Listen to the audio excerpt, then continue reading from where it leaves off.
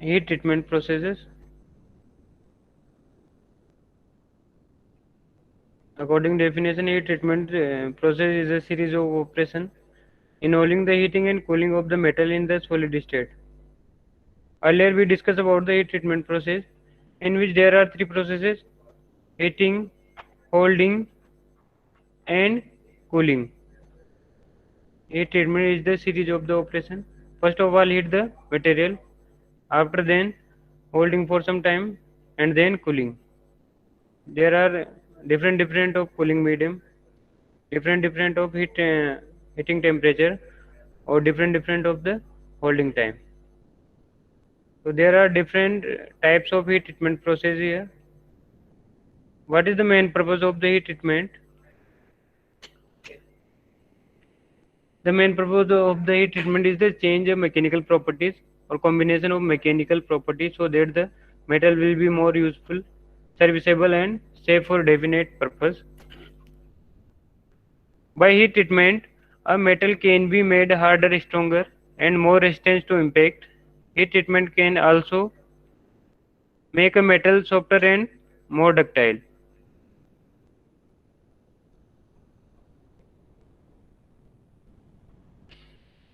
Screen visible है? Hello? हाँ sir. Yes, sir. Okay. There are several types of heat treatment process. First one is the annealing, hardening, tempering, normalizing, case hardening, flame hardening, and induction hardening. So first of all, we discuss about the annealing process. This is the block diagram of heat treatment process. In the vertical scale, we take the temperature in degree centigrade, starting from 0 degree centigrade to 1200 degree centigrade.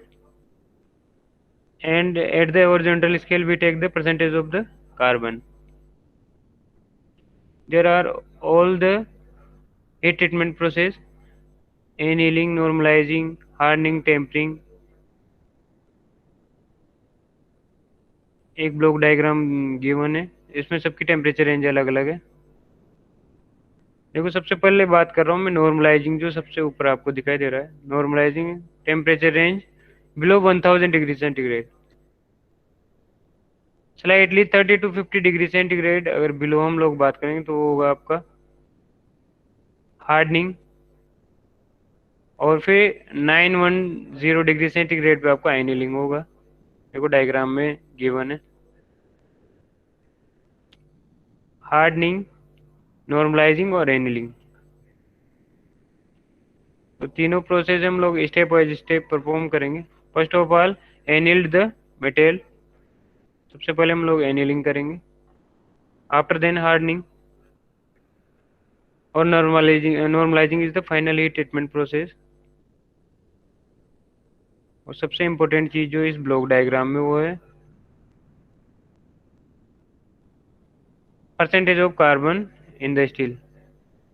देखो 0 से 2.0 तक आपका steel होता है percentage में। अगर 2% से ज़्यादा है तो फिर वो आपका कास्ट आयरन होगा।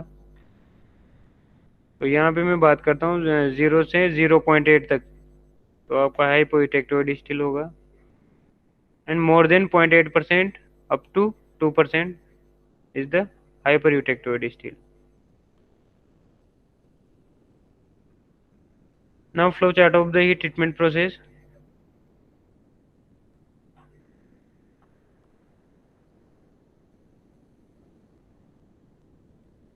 There are two types of heat treatment process: bulk और surface heat treatment process.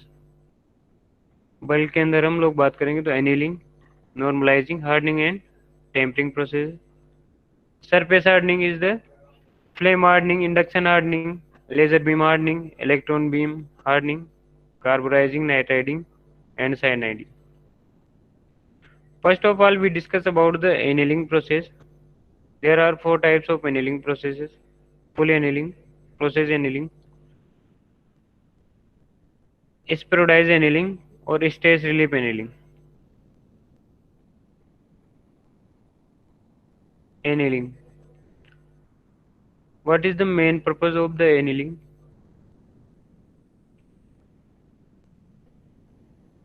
Annealing is the process in which steel is heated above the upper critical temperature और softening the material.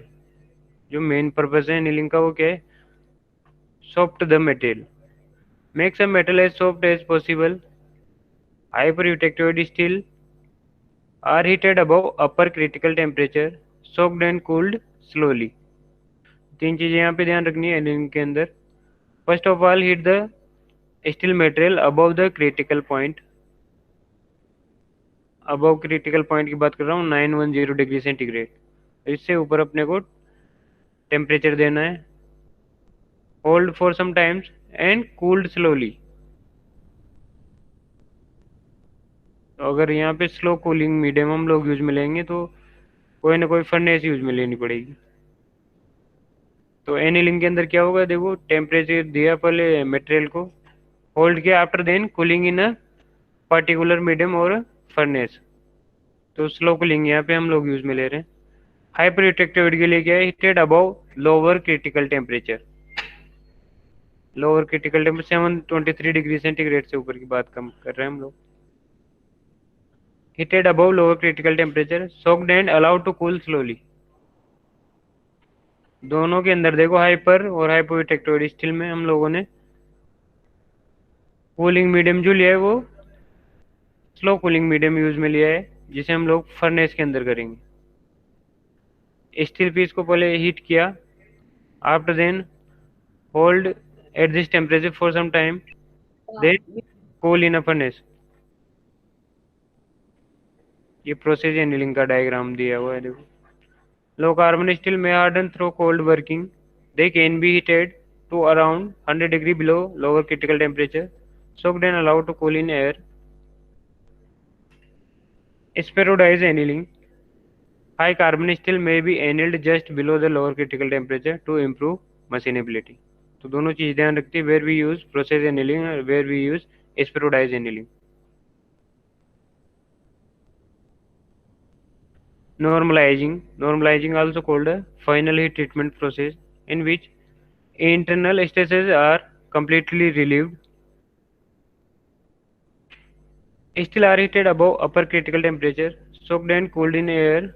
The cooling rate is faster than annealing, giving a smaller grain structure. The component is reheated and held at this temperature for a period of time and cooled slowly. तो देखो यहाँ भी slow cooling medium use में ले रहे हैं हम लोग, जो कि आपका एटमॉस्फेरिक एयर भी हो सकता है. First of all we heat the steel piece, hold at this temperature and slow cooling at the atmospheric air. हमने एटमॉस्फेयर में रख दिया स्लोली कूल होने के लिए. तो दोनों में डिफरेंस क्या है देखो, एनीलिंग में और नॉर्मलाइजिंग में. Annealing is the first step of the heat treatment process and normalising is the final step और फाइनल स्टेज. दोनों का कूलिंग मीडियम, एक में मैंने फर्नेस के अंदर उसको कूल किया है, दूसरे को एटमॉस्फेरिक एयर के अंदर. Hardening. Medium and high carbon steel can be heated until red hot and then quenched water and producing a very hard and brittle metal. At 723 degree, the BCC ferrite change into austenite with the FCC structure. Hardening में क्या होगा देखो, the main purpose of hardening is the increase the hardness of metal piece. But hardness के साथ साथ यहाँ पे brittleness भी इंक्रीज हो रही है. तो our requirement is the more hard और गुड डक्टाइल. ज़्यादा से ज़्यादा अपने को हार्डनेस बढ़ानी है और डक्टिलिटी बढ़ानी है, ब्रिटलनेस को कम करना है. But through the hardening process metal become hard and brittle. क्या करेंगे देखो, हार्डनिंग में भी हम लोगों ने 723 डिग्री सेंटीग्रेड पे इसको हीट किया, hold for some time and rapid cooling. Rapid cooling हम लोग किस में करेंगे, वाटर के अंदर. रेड हॉट जो मेटल का पीस था उसको डिप कर दिया हमने वाटर के अंदर, तो सडनली कूल हो जाएगा. इससे क्या होगी, उसकी हार्डनेस तो इंक्रीज हो जाएगी बट ब्रिटलनेस भी बढ़ जाएगी. Now reduce the brittleness. or increase the ductility. We use another heat treatment operation. This is known as tempering.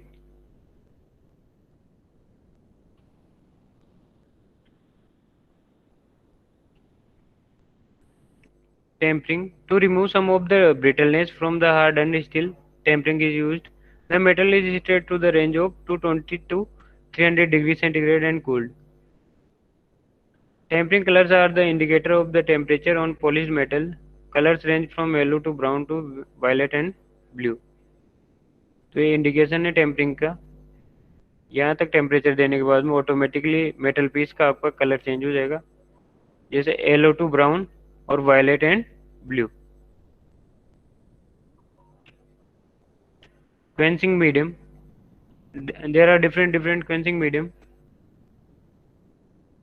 देखो ये ब्राइन हो गया, जो कि वाटर सॉल्ट सॉल्यूशन होता है.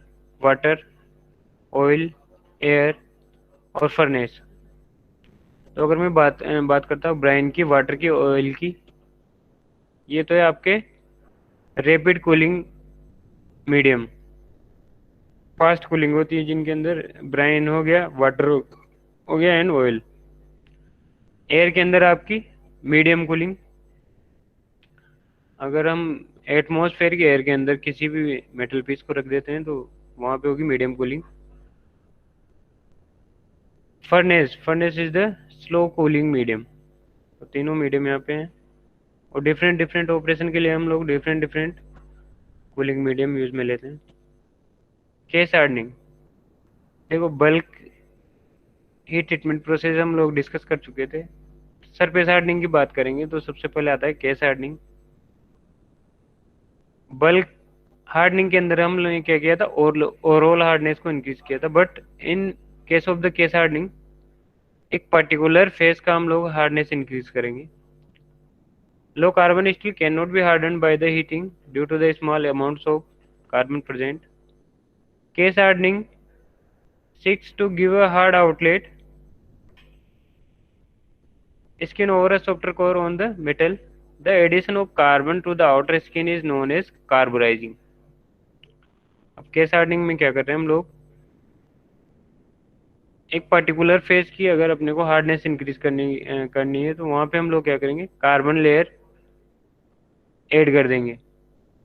तो कार्बन लेयर से क्या होगा, एक पर्टिकुलर थिकनेस तक उसकी हार्डनेस इंक्रीज कर जाएगी, जो कि अपनी रिक्वायरमेंट है.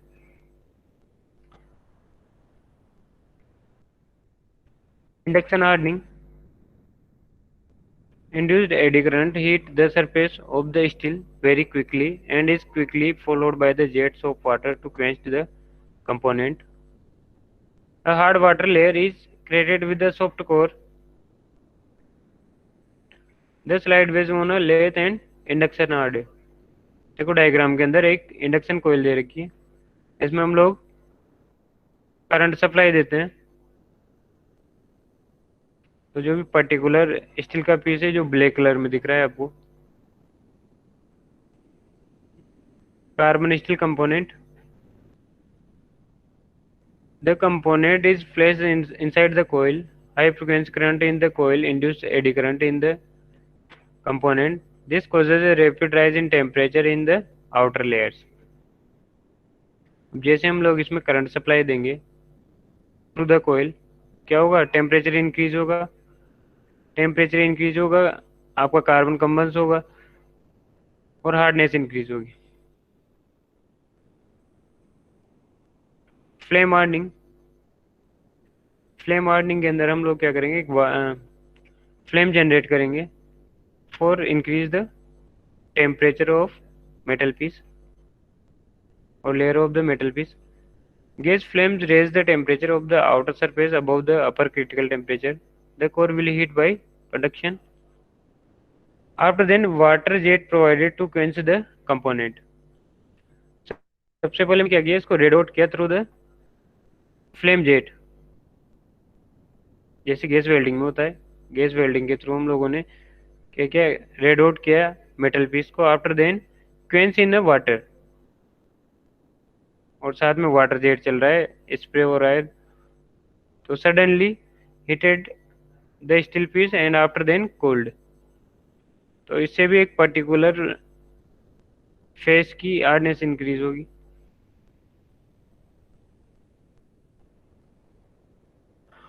इसमें कोई प्रॉब्लम हो तो बताएं।